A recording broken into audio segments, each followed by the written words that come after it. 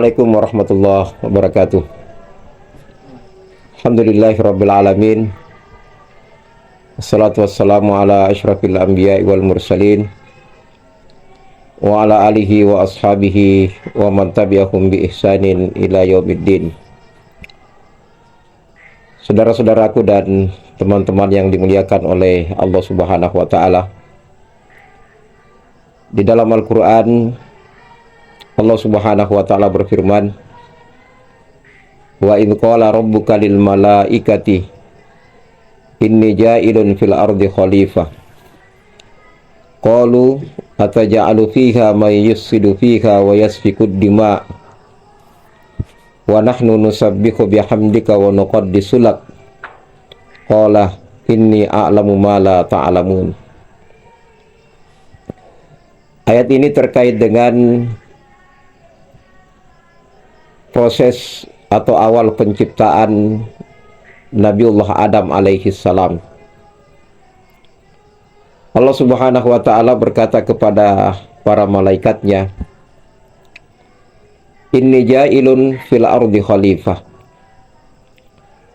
Saya, kata Allah, ingin menciptakan, ingin menjadikan di bumi ini khalifah. Ketika Allah menyampaikan hal ini kepada para malaikat, tiba-tiba malaikat seakan-akan protes kepada Allah. Kata malaikat, "Ataja'alu fiha may yufsidu fiha wa yasfikud dima." Apakah engkau, ya Allah, akan menjadikan di bumi ini sosok makhluk di mana pekerjaannya adalah menumpahkan darah? Wa nahnu nusabbihu bihamdika wa nuqaddisu lak. Padahal kami, kata malaikat, senantiasa bertasbih, senantiasa memujimu, senantiasa beribadah kepadamu. Allah menjawab, "Inni a'lamu ma la ta'lamun." Sesungguhnya aku, wahai malaikat, mengetahui apa yang kamu tidak ketahui. Ayat ini secara singkat menjelaskan kepada kita bahwa tujuan penciptaan manusia itu adalah sebagai khalifah. Yang dimaksud dengan khalifah itu adalah sosok makhluk yang ditugaskan oleh Allah Subhanahu wa taala untuk mengatur dan memakmurkan bumi. Ketika hal itu disampaikan oleh Allah kepada malaikat, malaikat berkata, "Ya Allah, untuk apa engkau akan menjadikan di bumi ini sosok makhluk yang selalu menumpahkan darah, padahal kami ini selalu bertasbih memujimu?" Ini menunjukkan bahwa hidup di dunia ini tidak cukup hanya dengan sekedar ibadah mahdhu belaka. Tidak cukup hanya dengan bertasbih, tidak cukup hanya dengan beribadah kepada Allah Subhanahu wa taala semata. Kita punya tugas dan tanggung jawab yang besar adalah memakmurkan bumi ini secara keseluruhan.